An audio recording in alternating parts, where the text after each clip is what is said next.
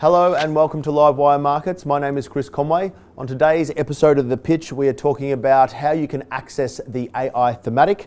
To do that, I am joined by investment strategist Billy Leung from GlobalX. Billy, welcome to Livewire Markets. Thank you. Billy, we're here to talk about AI, and a lot of people think of AI just as large language models. That seems to get most of the attention, but there's so much more to the stack. Can you just walk people through the opportunity set? Yeah, you're correct. I think just looking at it from a very technical or my technology background scope, there's actually a lot of different areas where AI is impacting or it's involved in developing AI, and it actually applies to a lot of technical or technological shifts as well. So whenever I look at technology, innovative disruption, there's always a few things that converges, which I call people call layers, but I call sectors. So there's essentially three layers that need to converge to actually make the technological disruption successful. So the first layer is what people call the compute level, or what I call the hardware segment. So these are the companies essentially developing the hardware, manufacturing the hardware to actually enable or to support the development of this technology. The second layer is the infrastructure layer. So this is what I call the enablers. Yep. So these are the companies that are using the hardware to actually allow much faster or much better development of the technology. So these are the companies which I see as lowering the barriers of entry. And then the third layer is the interface layer. Okay, these are what I call the adopters. Okay, the companies adopting and leveraging the new technology, the new hardware to actually create a new service or to actually apply it to the existing services and products to make it much more efficient. So the convergence of these three is what I see as a successful way for this technology to develop, and also opens up for an investment opportunity as well. Billy, what are some of the key companies across those three layers that you were just talking about? Yeah, so I think for the hardware, I think everyone knows NVIDIA. Yep. So NVIDIA is the company that makes the GPU chips, which are the very powerful chips allowing AI training. But if you actually go deeper into hardware, there's actually different kinds of chips as well. So for example, apart from the GPU chips, we also have memory chips. These are used also for training the AI as well. So companies such as SK Hynix, Samsung, and in the US, Micron are the ones that are actually making these memory chips. On the second layer, we have the cloud computing. So obviously, if you look at AI, data is the key.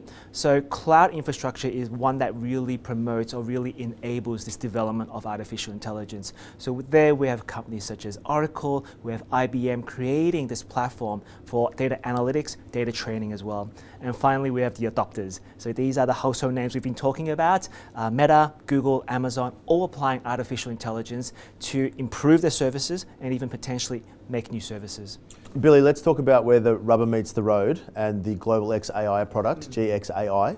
What's the methodology behind it and what does it offer for investors? Sure, so the GXAI tracks the INDXX Artificial Intelligence and Big Data Index. So the methodology behind this index is that it tries to expose investors to the artificial intelligence value chain. So it does this by two ways. So first, it selects two categories of stocks. The first category are companies which are developing AI or using AI as a service. And the second category are companies that are developing the hardware to enhance the artificial intelligence. Now this goes into what we just talked about with the three layers where there are hardware, enablers, and adopters. And the interesting about this GXAI product is that the category 1 companies are capped at 3% in terms of weighting, and the hardware companies are capped at 1%, which allows us to have that breadth and that scope of companies and exposure in that fund. Billy, we've talked about the entire stack or the value chain as you refer to it. Why is it so important that investors have exposure to the entire stack rather than just one part? Yeah, that's an interesting question. I think that applies to a lot of how people see technology. And I think one, not mistake, but one misunderstanding or misconception that when analysts look at technology stocks or technology industry is they see it from a linear perspective. So they think it's like a gold mine. You have the machinery to mine the gold, you have the miners, you have the gold, you sell it, and that's it.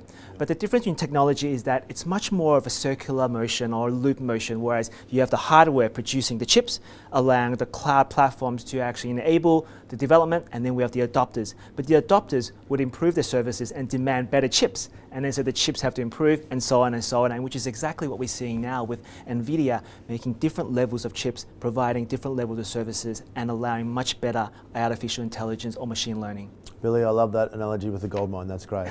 Thanks for sitting down with Livewire. Thank you. If you enjoyed that episode of The Pitch as much as I did, make sure to give it a like and don't forget to follow our YouTube channel because we're adding lots of great content every single week.